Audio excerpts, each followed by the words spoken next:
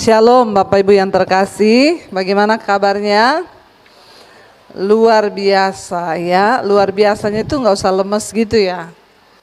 Luar biasa, kenapa? Karena kita punya Tuhan yang luar biasa. Iya, tema hari ini adalah kesehatan hati di tengah tantangan. Ya, tema bulan ini dari gereja dan judul perikop tema kecilnya kekuatan dalam bersyukur. Saudara, kenapa kita harus menjaga hati kita? Ya, mengapa hati ini harus tetap sehat?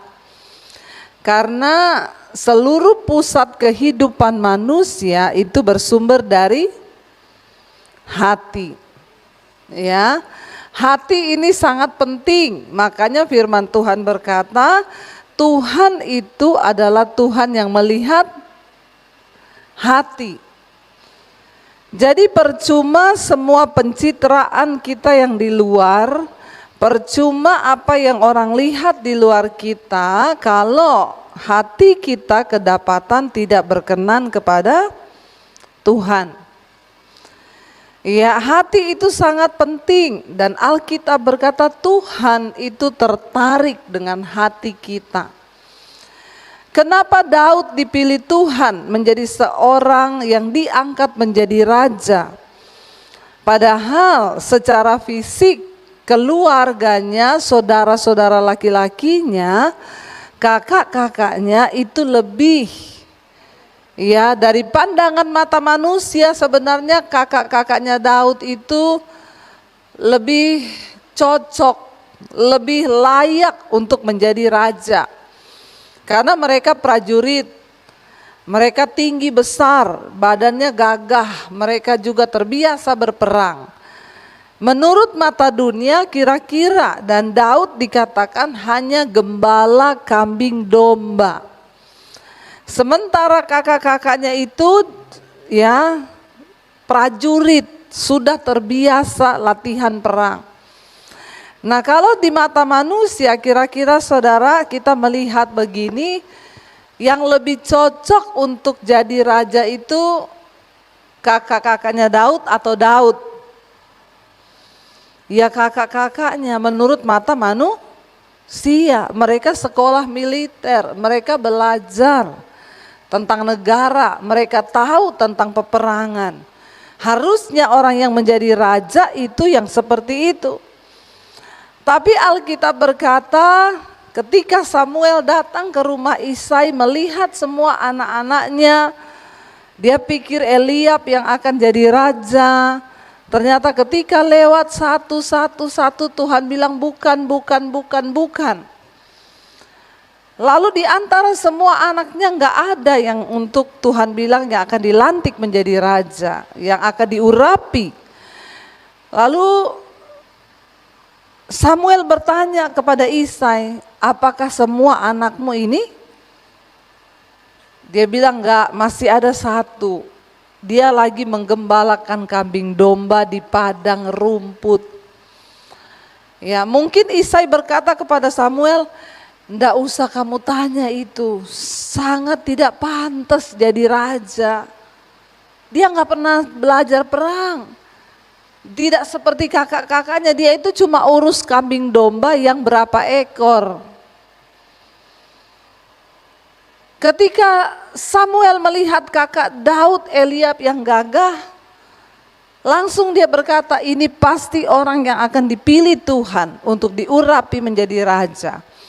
Tapi Tuhan langsung berfirman kepada Samuel, bukan itu, aku sudah menolak dia. Manusia melihat apa yang di depan matanya, tapi aku Tuhan melihat hati. Saudara, seseorang yang memiliki hati yang murni, hati yang tulus, hati yang sehat, dimanapun engkau berada, Tuhan sanggup mengangkat dirimu dan ditempatkan di tempat yang mulia. Karena engkau punya hati yang tulus. Ini enggak main-main, ya. Dan tema bulan ini adalah kesehatan hati di tengah tantangan. Kenapa kita nggak pernah bisa melihat mujizat Tuhan? Karena mungkin hati kita nggak beres. Tuhan itu sangat-sangat fokus dengan hati kita. Nah, dikatakan di sini kesehatan hati di tengah tantangan. Tantangan itu justru yang seringkali membuat orang hatinya tercemar. Waktu kita menghadapi pencobaan, waktu kita menghadapi tantangan, disitulah hati kita kadang menjadi tawar, menjadi gundah gulana, lalu nggak percaya Tuhan.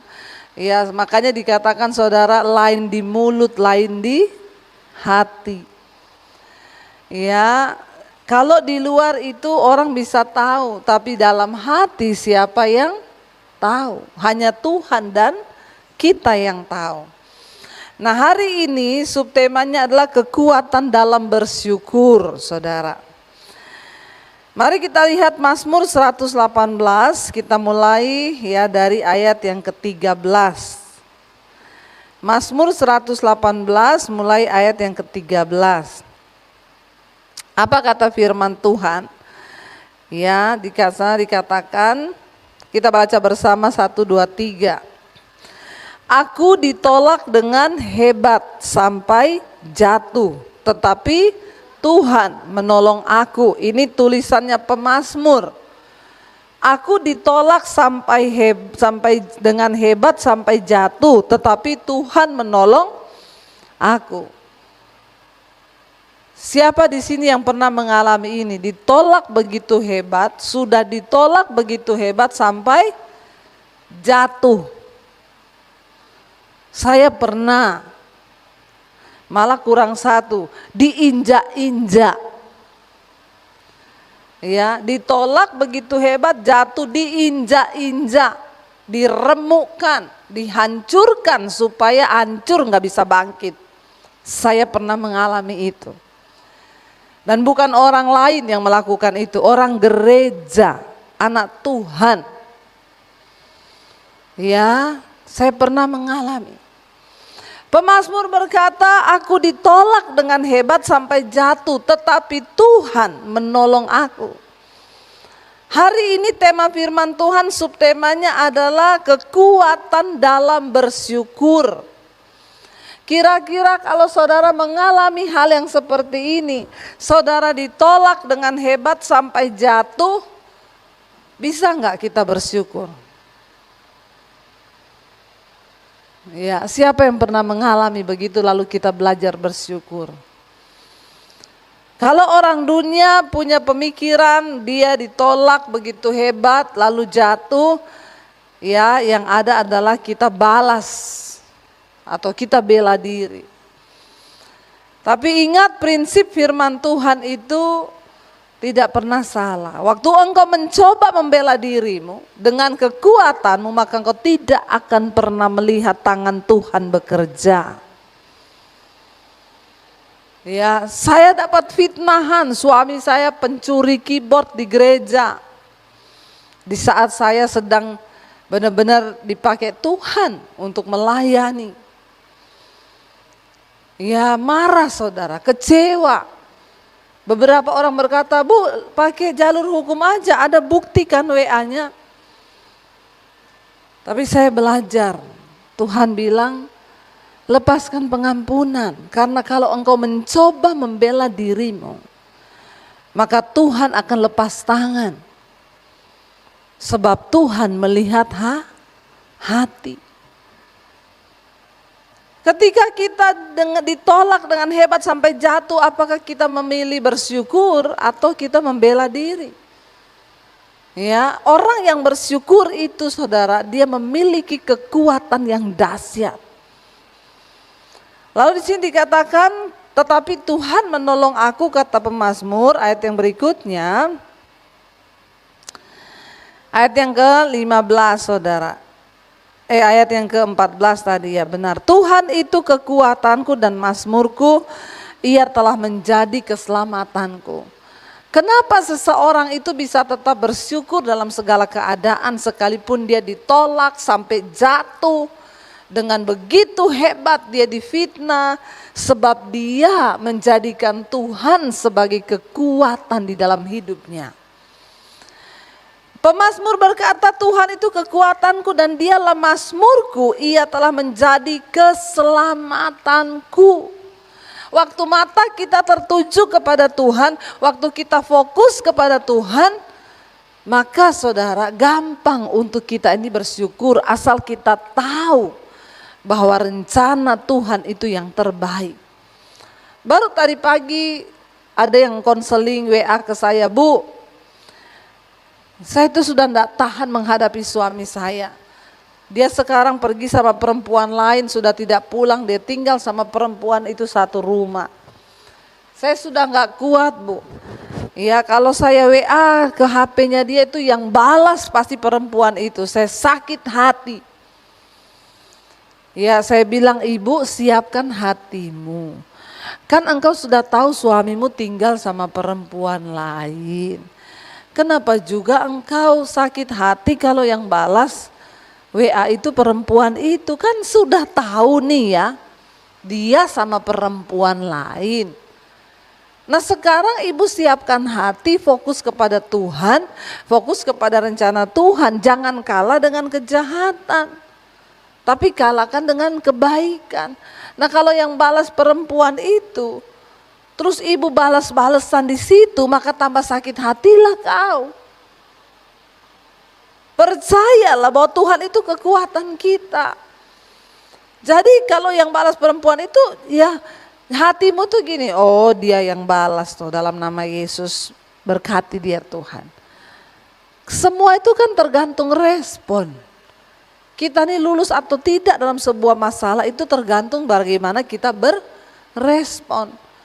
Ya kalau hati kita beresponnya ya aneh saudara, makanya saya tuh suka aneh juga ya ibu-ibu kalau sudah tahu suaminya selingkuh datang ya. Saya tuh marah Bu sama suami saya, dia pulang tadi malam tengah malam, saya tanya dari mana?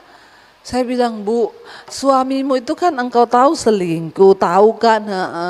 Dia pulang tengah malam engkau tanya dari mana? Kira-kira jawabannya apa? Ya pasti jawabannya, ya habis pergi sama pacar saya, lu mau apa? Lalu ditanya, terus kalian ngapain?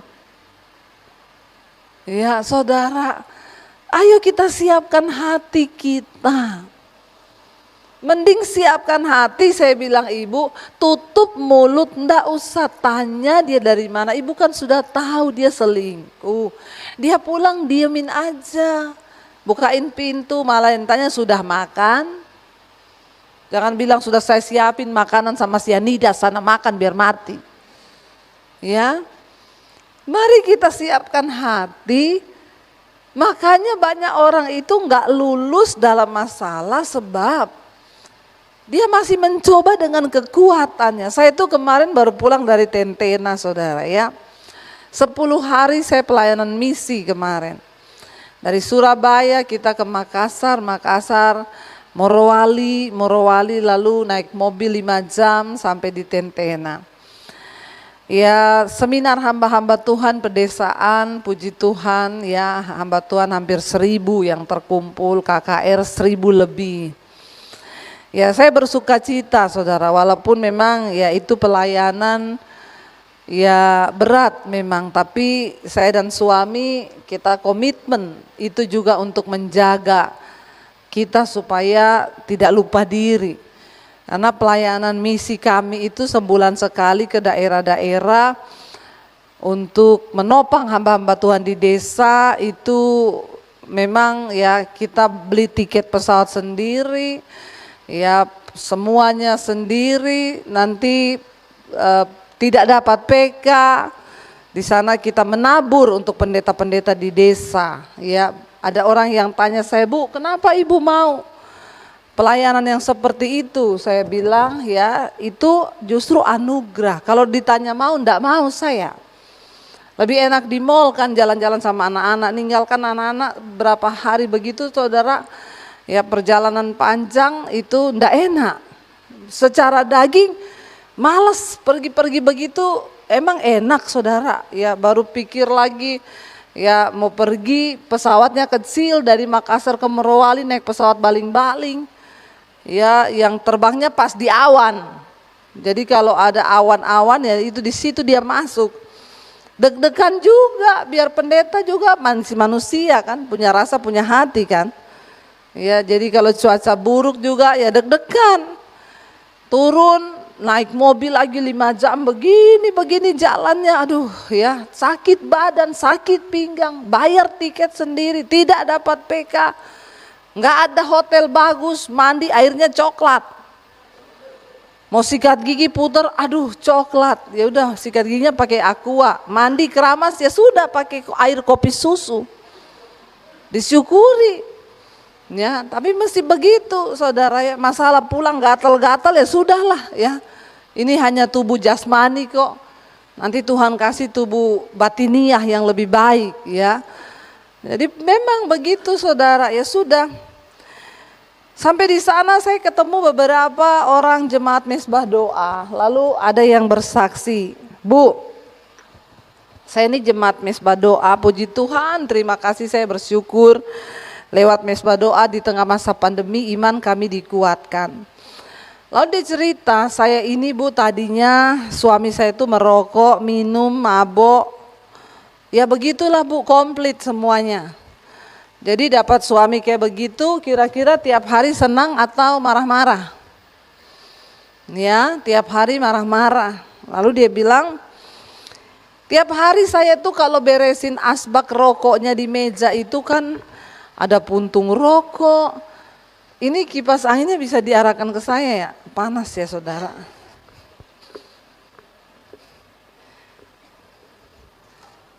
Ini apa, nerakanya mulai bocor nih. Jadi panas. Tapi saya nanti malam berangkat ke Amerika, di sana sudah dingin-dingin saudara, doakan ya. Aduh ya dari panas-panas nanti kedinginan sudah enggak enak sekali, sudah stres juga saya ini.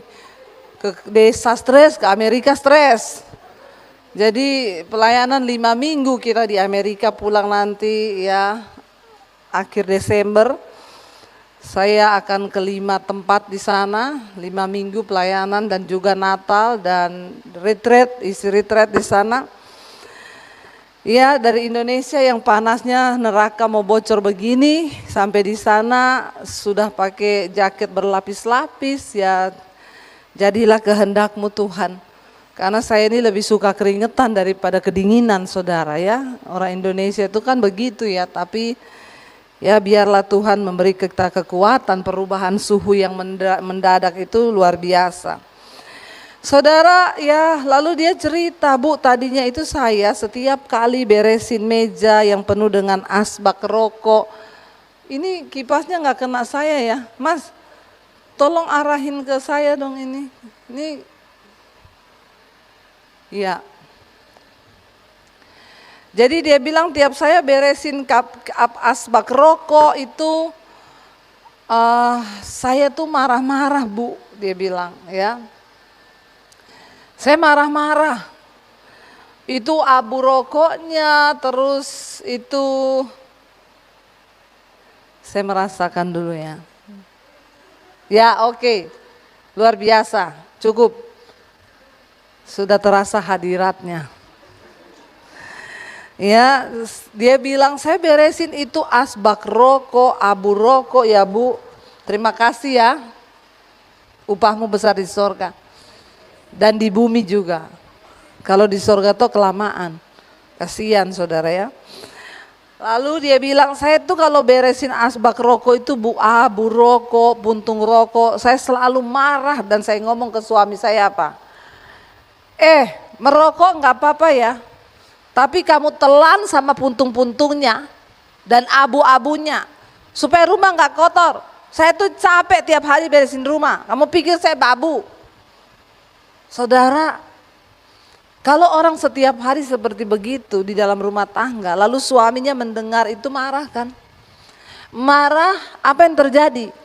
Ribut, anaknya stres, rumah tangganya tinggal tunggu kapan bubar itu kan? Setiap hari Sampai satu kali firman Tuhan menjamah hatinya.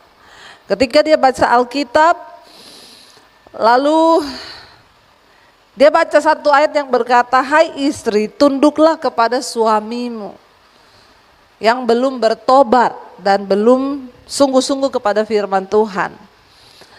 Menangkanlah suamimu tanpa perkataan, hanya dengan perbuatan." Ayat itu masuk di dalam hatinya, saudara. Lalu dia berdoa, dia bilang, "Tuhan, beri aku kemampuan untuk berubah. Dan aku percaya, aku mau uji firman ini. Karena selama ini saya sudah capek menuntut suami saya dengan kata-kata yang ada ribut, berantem, marah, pergi. Setiap hari dia sudah mencoba dengan kekuatannya. Lalu akhirnya dia bilang, aku mau Tuhan, rubah aku dan aku mau praktekkan firman ini. Lalu saudara, dia bilang akhirnya, Bu, besoknya itu saya beresin meja dengan asbak, asap rokok, debu rokok, puntung rokok, sambil dia ngomong gini, dalam nama Yesus, terakhir hari ini suamiku merokok. Dia beresin, saudara. Dia bilang, dalam nama Yesus, semua ikatan-ikatan yang mengikat suamiku dengan rokok, dengan segala macam itu aku putuskan dalam nama Yesus. Lalu sehari, 2 hari, dia belum melihat perubahan. Ya, tapi dia setia terus berpuasa, dia berdoa. Dia mengubah sikap hatinya dengan yang tadinya marah-marah dengan bersyukur. Terima kasih Tuhan, aku percaya suamiku dijamah Tuhan. Akhirnya saudara, ya singkat cerita, satu kali malam-malam jam 12 suaminya itu kerasukan. Ya makanya bapak-bapak hati-hati ya. Kalau istrimu sudah mulai berdoa, jangan sampai bapak-bapak kerasukan. Kalau ada roh-roh yang tidak benar. Suaminya kerasukan malam-malam. Lalu dia bilang sama istrinya gini, jangan kamu dengar-dengar itu pendeta. Nggak usah kamu dengar-dengar khotbah, itu nabi-nabi palsu mereka itu. Bohong. Terus istrinya itu ngomong sama suaminya, dia bilang, saya tahu itu bukan dia, Bu. Matanya itu merah, Bu. Lalu istrinya bilang, saya tahu ini bukan kamu ya. Saya berdoa dalam nama Yesus, roh-roh yang ada dalam diri suamiku yang bukan dari Tuhan, aku patahkan dalam nama Tuhan Yesus. Lalu suaminya makin manifest, panas, dia bilang panas. Istrinya bilang, saya itu sudah mau lari, Bu, saya takut, Bu. Tapi saya tahu ini iblis, saya nggak boleh lari. Lalu dia mulai berperang. Akhirnya malam itu suaminya dilepaskan, tapi sebelumnya suaminya bilang, ambilin rokok saya. Di mana? Dia tunjuk. Di situ, di laci, di meja, di situ, di situ. Itu rumah pojok-pojokannya penuh rokok semua. Itu setan loh yang menggerakkan dia. Entah karena ketakutan nggak dapat rokok, jadi dia simpan di mana-mana tuh rokok. Suami istrinya ambil, dia remet dalam nama Yesus. Mulai sekarang kamu nggak merokok lagi. Lalu satu saat, tapi perhatikan, saat dia merubah caranya, mengubah hatinya, Tuhan pun bekerja, saudara. Satu kali suaminya jatuh kayak orang kena serangan jantung, tidak bisa bernapas. Ya mungkin juga iblis mau ambil dia karena iblis nggak rela kalau orang itu diselamatkan. Lalu istrinya bilang, saya di situ, Bu, melihat orang mau mati itu begitu, Bu. Saya tengking, saya doakan dalam nama Yesus. Selamatkan suamiku Tuhan. Kalau ada kematian yang bukan dari Tuhan, aku patahkan dalam nama Yesus. Tolong suamiku, dia bilang, Pak, panggil nama Yesus. Suaminya bilang, bisa, sudah berat, udah mau mati benar-benar. Tapi istrinya terus bilang, minta ampun sama Tuhan, Pak, berdoa minta ampun, bilang minta kesempatan hidup mau bertobat.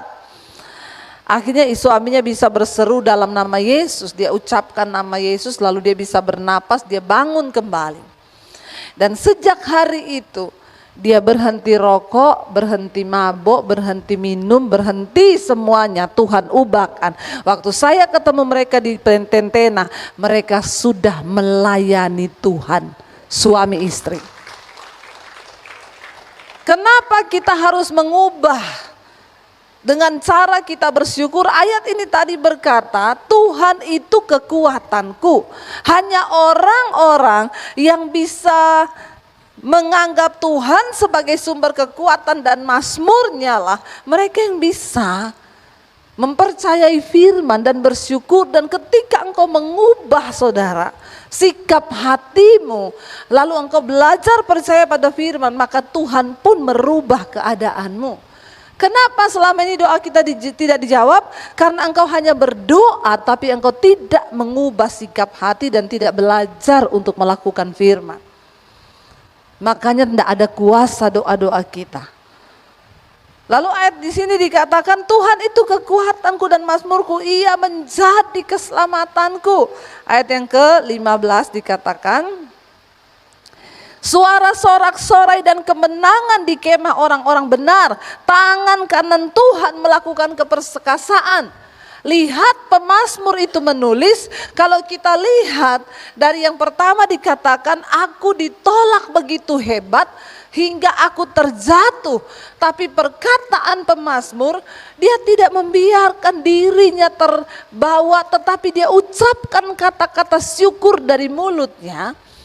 Dia berkata, suara sorak-sorai, aku yakin dan percaya ketika aku meletakkan kekuatanku dan mazmurku kepada Tuhan, maka aku akan mendengar suara sorak-sorai kemenangan di kemah orang-orang benar. Tangan kanan Tuhan melakukan keperkasaan. Katakan amin. Saudara, jangan engkau anggap enteng Tuhan itu. Dia ada, dia hadir, dan tangannya berkuasa, sanggup memutarbalikkan keadaan. Asal kita mau taat dan percaya. Jangan biarkan hatimu dikotori hari ini. Bersyukurlah dalam segala keadaan. Sebab ucapan syukur itu akan membawa kemenangan. Ya, bayangkan dia lagi dalam keadaan tertolak, jatuh sampai hebat, tapi dia bisa berkata dari mulutnya bahwa Tuhan kekuatan dan mazmurku. Lalu ayat yang berikutnya dikatakan, ayat yang ke-16, saudara, baca sama-sama. Tangan kanan Tuhan berkuasa meninggikan, tangan kanan Tuhan melakukan keperkasaan. Dalam keadaan terpuruk apapun, perkatakan firman Tuhan. Ya, kayak ibu tadi dia berkata, aku percaya Tuhan, firman-Mu itu ya dan amin. Aku mau mengubah caraku. Dengan kekuatanku aku berantem terus dengan suamiku. Dan coba bayangkan saudara, kalau dia mempertahankan caranya merubah suaminya dengan tiap hari ngomel marah-marah. Ternyata yang di dalam suaminya itu bukan suaminya lagi, udah roh setan. Karena firman Tuhan berkata peperangan kita bukan melawan darah dan daging, tetapi melawan roh-roh jahat. Roh itu masuk dalam jiwa suaminya, mengendalikan hidup suaminya.